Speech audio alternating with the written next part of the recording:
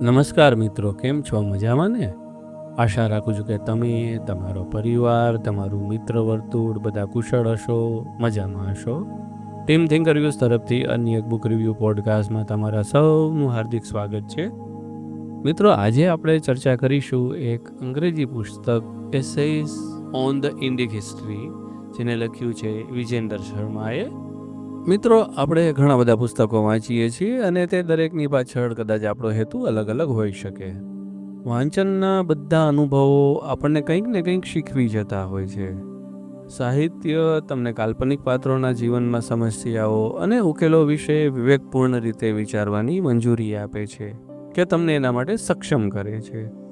જ્યારે બિન સાહિત્ય તમને કોઈ ચોક્કસ વિષય પર લેખકના દૃષ્ટિકોણ અને આલોચનાત્મક વિચારો વાંચવા દે છે, અજાણ્યા વિષય પર માહિતી પ્રદાન કરે છે અને વાચકને પ્રોત્સાહિત કરે છે.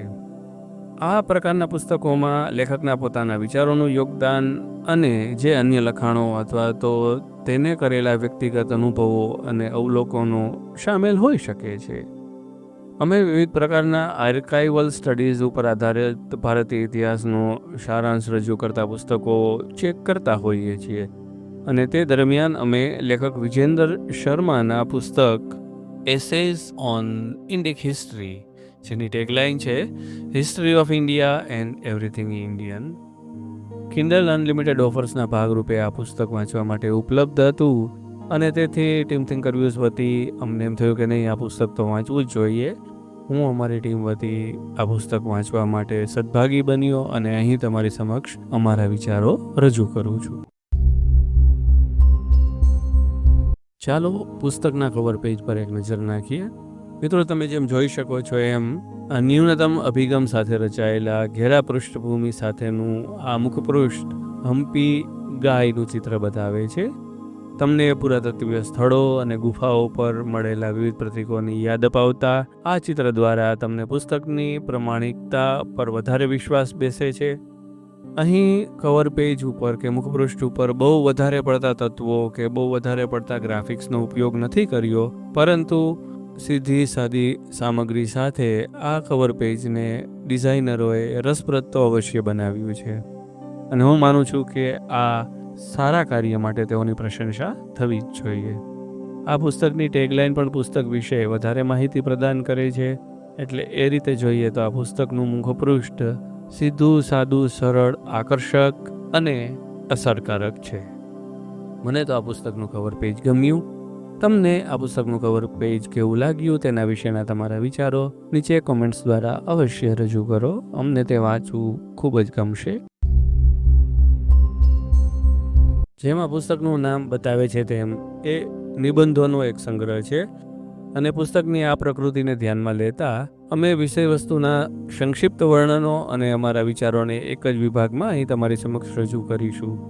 હું આ પુસ્તકની શરૂઆતમાં જ લેખકની નોંધ અને જે સમર્પણ આપેલું હોય છે તેનાથી પ્રારંભ કરીશ, જેમાં નાસદીય સૂક્તમાંથી પ્રસિદ્ધ સત્યની શોધનો સંદર્ભ લેખકે રજૂ કર્યો છે અને અમારા મનપસંદ અનુવાદોમાંનું એક છે ડિસ્કવરી ઓફ ઇન્ડિયા, ભારત એક ખોજ, જે ટીવી શ્રેણી આવતી તેમાં આ સ્તોત્ર આવતું, જેના શબ્દો કંઈક આવા હતા: સૃષ્ટિ સે પહેલે સત નહીં થા, અસત ભી નહીં થા.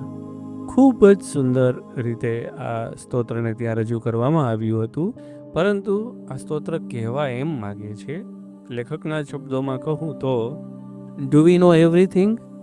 Do we know what truth is? Is science the truth? Or is God the truth?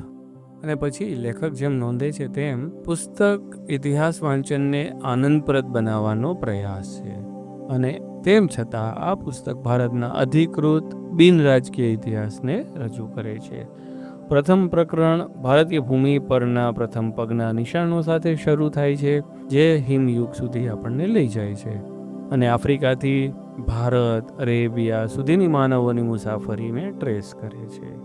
ત્યારબાદ પથ્થરયુગ વિશે ચર્ચા થાય છે અને પછી માણસે જૂથો બનાવીને અને અલગ અલગ ઘરોના સમૂહ બનાવીને રહેવાની વૃત્તિ શરૂ કરી, ત્યાં સુધી આપણને લઈ જવાનો પ્રયત્ન કરે છે.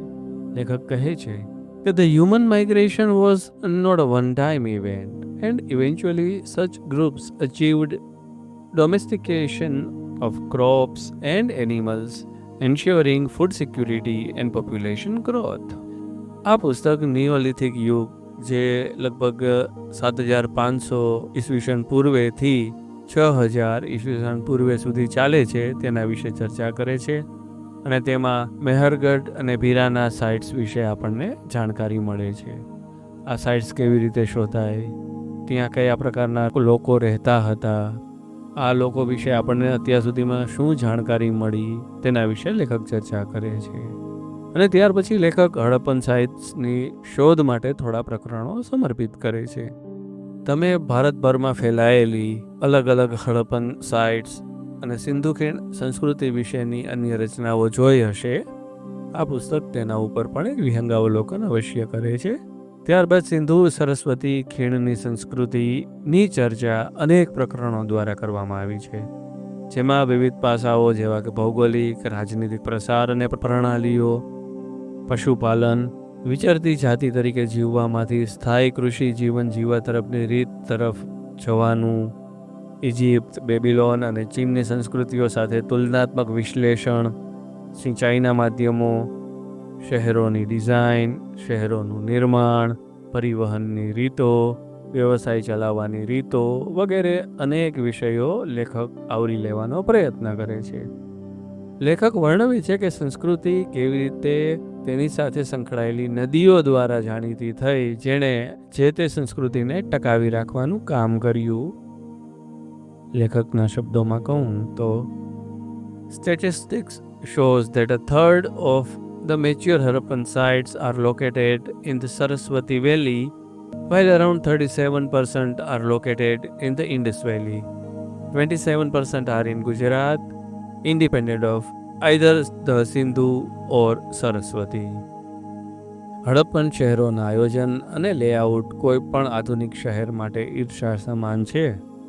તેના વિશે લેખક જણાવે છે કે the obsession with precision of the Harappan times has been long lost, and most of our cities are now unplanned and mostly have a sorry state of civic amenities and non-existent public infrastructure. Bronze Age was probably better when it comes to Indian cities. હવે જ્યારે આપણે ત્યારના infrastructure વિશે થોડું ઘણું સાંભળ્યું છે, ત્યારે લેખક સાક્ષરતા, સાધનો અને ઇજનેરી, વેપારની પદ્ધતિઓ, જે તે સમયે શાસન રાજા દ્વારા કરાતું હતું કે ગણરાજ્ય જેવું હતું, લોકશાહી હતી, તેના વિશે પણ લેખકે ચર્ચા કરી છે. કારણ કે એવું લાગે છે કે મોટાભાગના હડપ્પન શહેરો પર સ્વતંત્ર રીતે શાસન કરવામાં આવતું હતું અને લોકોની ફ્રી વિલ જેને કહી શકાય તેને બહુ મહત્ત્વ આપવામાં આવતું હતું. લેખક લખે છે કે archaeologists have found striking uniformity in the weights and measure excavated from various places, which allow exactly the same binary and decimal systems with the same ratios. આ અત્યંત કાર્યકારી સંસ્કૃતિ 1800થી 1700 ઈસવીસન પૂર્વે સુધીમાં પતનનો સામનો કરી રહી હતી. તેના માટે મોટાભાગે પ્રાકૃતિક વિષમતાઓ અને આબોહવા તથા લેન્ડસ્કેપમાં થતા ફેરફારો જવાબદાર હતા. તેના કારણે ઘણા લોકો નવા ઘરોની શોધમાં તેમના ઘરોથી ખૂબ દૂર ગયા અને આ પરિવર્તન માટે આ સિવાય પણ કદાચ ઘણા બધા બીજા કારણો જવાબદાર હોઈ શકે. Like every science, archaeology is also evolving. With every new site, there is likely more evidence and new scientific tools to interpret it. But with available evidence, we can say that the chariot-riding Aryans did not destroy the civilization. Multiple non-violent natural factors are more likely to have caused a gradual decline of the civilization. લેખક પશ્ચિમ અને દક્ષિણી પ્રદેશો સહિત ભારતના વિવિધ ભાગોમાં આવેલી આર્કિયોલોજીકલ સાઇટ્સ વિશે કેટલાક પ્રકરણો સમર્પિત કરે છે. અને પછી આપણે એ યુગની મુલાકાત લઈએ છીએ જ્યાં ઈસવીસન પૂર્વે લગભગ 334થી 329 વર્ષો સુધી એલેક્ઝાન્ડરનું આગમન થાય છે અને તેની લડાઈઓને ફરીથી મૂલવવામાં આવે છે. અને ત્યારબાદના યુગનું પણ વર્ણન કરવામાં આવ્યું છે, જ્યાં ગ્રીક લોકો ભારતીય ઉપખંડમાં રોકાયા હતા, ખાસ કરીને ઉત્તરીય ભાગમાં. આમ તો મને આ બધા પ્રકરણો વાંચવાનો આનંદ આવ્યો જ, અને ત્યારબાદ મેં તેના પછીના પ્રકરણો વાંચ્યા, જે ધીરે ધીરે નવી શરૂઆત તરફ આગળ વધે છે. અને લેખક આપણને આર્કાઇવલ રેકોર્ડ્સ, ટ્રાન્સક્રિપ્ટ્સ અને ટ્રાવેલ ડાયરીઓ સાથે પરિચિત કરાવે છે, જે અહીં અને ત્યાં બંને અલગ અલગ સિવિલાઇઝેશન્સના, એમ કહી શકાય કે ફોટોગ્રાફ્સને, જે તે સમયના સ્ક્રીનશોટ્સને કેપ્ચર કરવાનું કામ કરે છે. ભારતીય સમાજ અને સંસ્કૃતિ તે સમયે હતી, અને અસ્તિત્વમાંથી આરામ અને સમૃદ્ધિ તરફ આગળ વધતી વસાહતો ધીરે ધીરે કલા અને સંસ્કૃતિમાં સમૃદ્ધ થઈ ગઈ હોય તેવું લાગતું હતું. લેખક કહે છે, Once the science to assess the prosperity of the society is by looking at its art and leisure activities. The basic idea being that there was surplus food to sustain families and communities. Once the basic requirements of food is met, humans start engaging in luxuries like art forms and games. ખૂબ સાચી વાત, ખરું ને? અને આપણને વિવિધ પ્રકારના records વિશે વાંચતી વખતે એ પણ વસ્તુઓ મળે છે કે જેમાં એલેક્ઝાન્ડર અથવા સિકંદરના અશક્ય પ્રશ્નો અને અશક્ય જવાબો, જે ઘણા બધા સાધુઓ સાથેના તેના ઇન્ટરેક્શન્સ રજૂ કરતા હોય છે. એમાંથી એક કન્વર્સેશન અહીંયા હું તમારી સમક્ષ રજૂ કરીશ. How long it was honorable for a man to live, as long as he does not think it better to die than to live. કેટલી ગહન ફિલોસોફી. આ ઉપરાંત મને આ પુસ્તકમાં કુષાણ રજવાડાઓ વિશેની ચર્ચા ખૂબ સારી લાગી, જેમાં ભાષાના વિકાસ, ધાર્મિક પ્રભાવો વગેરે વિશે ચર્ચા કરવામાં આવી છે. આખરે તો તેમાં મિલિંદ પન્હા જેવા અલગ અલગ કળાના કાર્યો, ગૌતમ બુદ્ધની વિસ્મયકારક મૂર્તિઓ વગેરે વિશે પણ ચર્ચા આવે છે. અને આ બધી મૂર્તિઓ આમ જુઓ તો દુનિયાભરમાં ફેલાયેલી છે. કુષાણ રાજા કનિષ્કે બૌદ્ધ ધર્મની પ્રતિમાને બદલવામાં ખૂબ જ મહત્વની ભૂમિકા ભજવી હતી, અને રાજવંશે તેના સ્થાપત્યમાં લંબગોળ ગુંબજો પણ રજૂ કર્યા હતા. અને આ બધાથી ઉપર આ યુગ લોકો અને સંસ્કૃતિઓના આત્મસાતનો એક મહાન નમૂનો હતો તેમ કહી શકાય તેવું છે. ત્યારબાદ પુસ્તક ખગોળશાસ્ત્ર અને ગણિત સહિતના વિજ્ઞાન તરફ આગળ વધે છે, જેમાં પ્રથમ વખત રેકોર્ડ કરાયેલા શૂન્યનો સ્ત્રોત બક્ષલી ગામમાં 3જી સદીની હસ્તપ્રત હોવાનું બહાર આવ્યું છે. ભારત શૂન્યની કલ્પના કરવા માટેનું સ્થાન શા માટે હશે તે અંગે ઘણી બધી થિયરીઓ રજૂ કરવામાં આવી છે. The concept of zero comes from a culture that is quite happy to conceive of the infinite and of nothing, as nothing is part of their philosophical culture. The acceptance of timelessness and cyclian nature of universe and creation probably led ancient Indians to believe that our existence is not limited by our lifetime or known history. That all accepting and expanded Indian mind was never at odds with the idea of unknown, abstract, and accepted it with equal ease as it accepted the known. The human mind also questions abstract ideas. It also tries to find answers to those abstract questions. The quest to know about our existence, the reason for our existence, to seek the truth, to escape the miseries of life, is probably as old as civilizations, or maybe older. Such questions fall in the realms of philosophy. ભારતીય ગણિત શાસ્ત્રીઓ, તબીબી practitioner અને વૈજ્ઞાનિકોને તેમના કાર્યો દ્વારા મૂલવવા ખૂબ જ સારી વસ્તુ છે, જે હવે તો ઘણી સદીઓથી કરવામાં આવી રહેલું કામ છે. પરંતુ આ સિવાય પણ હ્યુએનસાંગ જેવા ઘણા બધા પ્રવાસીઓના અહેવાલો પણ છે, જેમણે આ ભૂમિની મુલાકાત લેવા માટે અવિશ્વસનીય મુશ્કેલીઓનો સામનો કર્યો હતો. મને લેખકે જે રીતે નિર્દેશિત કર્યું છે કે દરેક લેખન તેના પોતાના લેખકના ઉદ્દેશ્યને વહન કરે છે, અને ક્યારેક ક્યારેક તે લેખકની માન્યતાઓથી પણ પ્રભાવિત હોઈ શકે છે, તે સ્પષ્ટપણે જણાવ્યું છે. If one reads the translation of Xuanzang's travels, one would immediately see the partisan approach in his work. These are not historical texts, just a high level account of society and life in India they saw in their travels.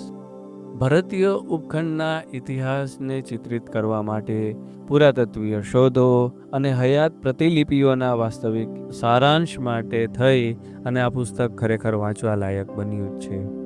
આવી કૃતિઓના બહુવિધ સંદર્ભો હોવા છતાં લેખકે પુસ્તકને વાંચવામાં સરળ રાખવા માટે થઈ અને ખૂબ જ પ્રયત્ન કર્યો છે. અહીં અલગ અલગ વિષય વસ્તુઓની સીમાઓ અને સમયરેખાઓને સ્પષ્ટ રીતે સમજાવવામાં આવી છે અને પુરાતત્વીય સ્થળોની સંખ્યા, મહાજનપદના સભ્યોની વિગતો જેવી વસ્તુઓને આંકડાઓ અને કોષ્ટકો દ્વારા પણ રજૂ કરવામાં આવી છે.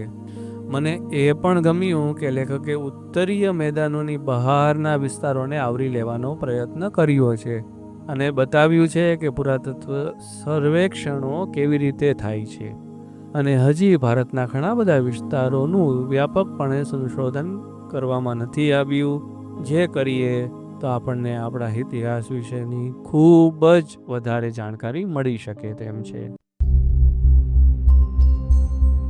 સંક્ષેપમાં કહું તો વિજેન્દર શર્મા દ્વારા લખાયેલું એસેઝ ઓન ઇન્ડિક હિસ્ટ્રી એ ભારતીય ઉપખંડના જીવનની ઐતિહાસિક અને સાંસ્કૃતિક વિગતો વિશેની શોધ અને જાણીતી માહિતીનો સારાંશ આપતા નિબંધોનો એક શૈક્ષણિક સંગ્રહ છે જે આ ઉપખંડના રાજકીય અને સાંસ્કૃતિક પાસાઓ વિશે પણ ચર્ચા કરે છે. ખરેખર આ પ્રકારના પુસ્તકો વાંચવા જ જોઈએ. ટીમ થિંકર વ્યૂઝ તરફથી આ પુસ્તકને હું 10માંથી લગભગ 7.5થી વધુ સ્ટાર્સ આપવાનું પસંદ કરીશ. તો શું વિચારો છો મિત્રો? શું તમે આ પ્રકારના પુસ્તકો વાંચવાના પસંદ કરો છો? શું આ પુસ્તક તમને વાંચવું ગમશે? શું આ પુસ્તક તમે ઓલરેડી વાંચેલું છે? શું માનો છો તમે આ રિવ્યૂ વિશે? કેવો લાગ્યો આ રિવ્યૂ તમને? બીજી કઈ બુક છે કે જે તમે સજેસ્ટ કરો છો કે અમે તેના વિશે ચર્ચા કરીએ? અને આ ચર્ચામાં બીજા કયા પોઈન્ટ્સ અમે આવરી લઈએ તો તમને વધારે ગમશે? તમારા સજેશન્સ, તમારું ઇનપુટ અમારા માટે બહુ મહત્ત્વનું છે. તો ફરી મળીશું અન્ય પોડકાસ્ટ સાથે. ત્યાં સુધી તમને બધાને નમસ્કાર. તમારા પરિવારનો, તમારા લાગતા વળગતાનો ખ્યાલ રાખજો. અને જો તમે આ પ્રકારના બુક રિવ્યૂ અમે રિલીઝ કરીએ ત્યારે તમને નોટિફિકેશન મળતું રહે તેવું ઈચ્છતા હોય તો આ ચેનલને સબસ્ક્રાઈબ કરજો. આ રિવ્યૂ જો તમને ગમ્યો હોય તો લાઈક કરવાનું ભૂલતા નહીં અને તમારા મિત્રો, તમારા લાગતા વળગતાઓ, સગા સંબંધીઓ જેને પણ તમને એમ લાગે કે આ પ્રકારની બુક, આ પ્રકારના રિવ્યૂ સાંભળવા ગમશે તેની સાથે જરૂરથી શેર કરજો.